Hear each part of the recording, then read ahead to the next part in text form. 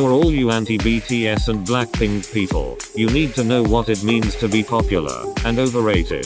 BTS and Blackpink happen to have a large fanbase. You may think that the success they are receiving is undeserving and they don't deserve the hype they are getting, but BTS have worked hard to get where they are today and have made a huge impact in K-pop history. Blackpink on the other hand may be a little more understanding. Yes, Blackpink has had the advantage of debuting under YG Entertainment, and that gives them the upper hand to groups out of the big three. But that doesn't mean that the hard efforts put into making good music aren't worthy. They are a group that attracts a lot of people's interests. It's not Blackpink's fault they are more popular than other groups. NCT. I'm not saying their music, dances, or videos are terrible. It's just that I don't understand the whole adding endless amounts of members. Not gonna lie, the line distributions are terrible and it's obvious SM promotes one member far more than the others.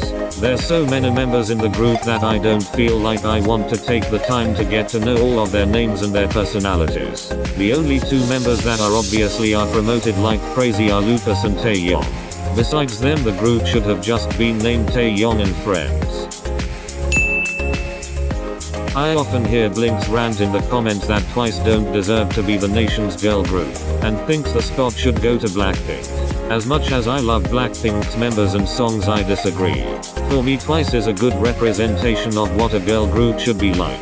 Not to mention the endless amount of iconic bops they have given us, which has also made a huge impact in K-pop. I'm partially blaming YG Entertainment for this because we can't have a nation's girl group that takes year-long breaks. I'm gonna keep this one short, but Girls' Generation and Big Bang are the queens and kings of K-pop, period. I can see why people didn't like this comeback very much, but if you are into NCT's music or enjoyed Twice's Fancy, you will like the song. It was unique and different than your usual K-pop debut, but I feel like that's what made it better. The first time listening I wasn't really for it, but the second time I listened I was completely hooked. In some cases you need to listen to a song a couple of times before you like it. I feel like that expression directly goes towards Dalla Dalla. I'm tired of people calling TXT untalented and undeserving idols. I'm sick of people saying they are only popular because they are under Big Hit Entertainment. I'm disappointed that society chooses to spread hate instead of spread love. It sounds cringe-worthy, I know, but it's true. These boys have worked unbelievably hard to get to this position to only get negativity. It's sad and disgusting to see and hear.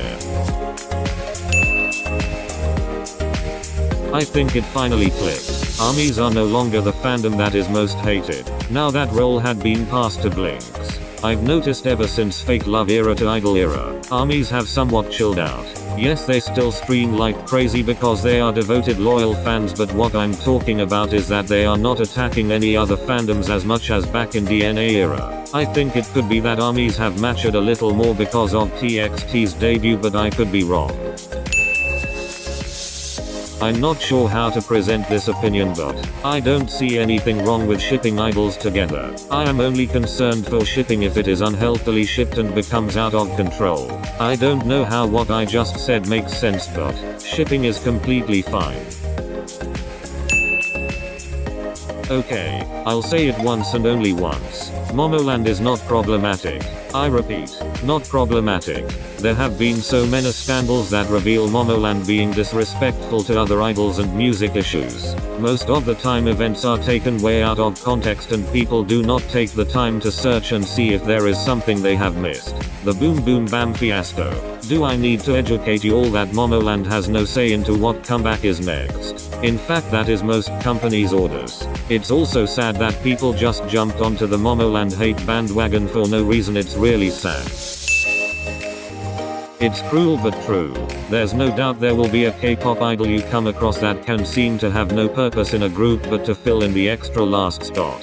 There have been many times where someone who has amazing vocals or a great dancer lose a position because another person's visuals and appearance. I am not saying names or pointing fingers, but I feel that person is usually the visual.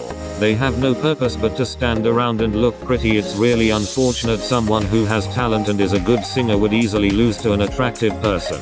And I am not calling all visuals untalented. I just feel like that Scott is a freebie Scott into making it big as an idol. JYP is the best label because of one thing. JYP himself. People call him a creep and a widow, but I honestly took that whole fiasco as a joke, and you should too. Actually, only some of you will know what I'm talking about, but anyway. I love how he puts thought into his idol's work and music.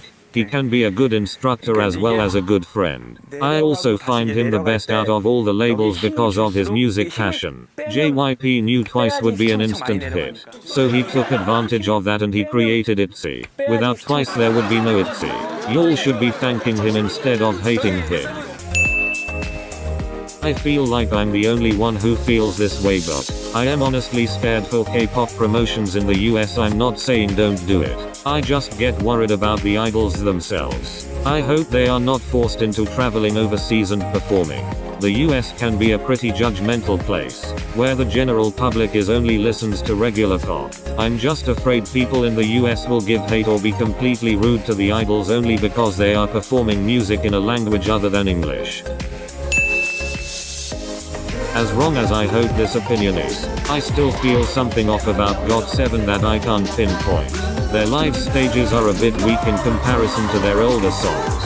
But one member worries me of all is Jackson. I don't know what it is, but whenever he is performing I feel like he doesn't want to be there.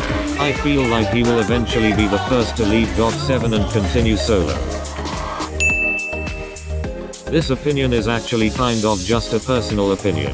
Ever since Bad Boy era the title songs haven't caught my eye. I disliked really Bad Boy, but that's not all. During this performance I can't help but cringe in pain because of Joy's outfit. I'm sorry, but what the fuck is she wearing? It looks like the stylist pulled some rags out of the trash and slapped it on a dress. Please don't do this to my bias.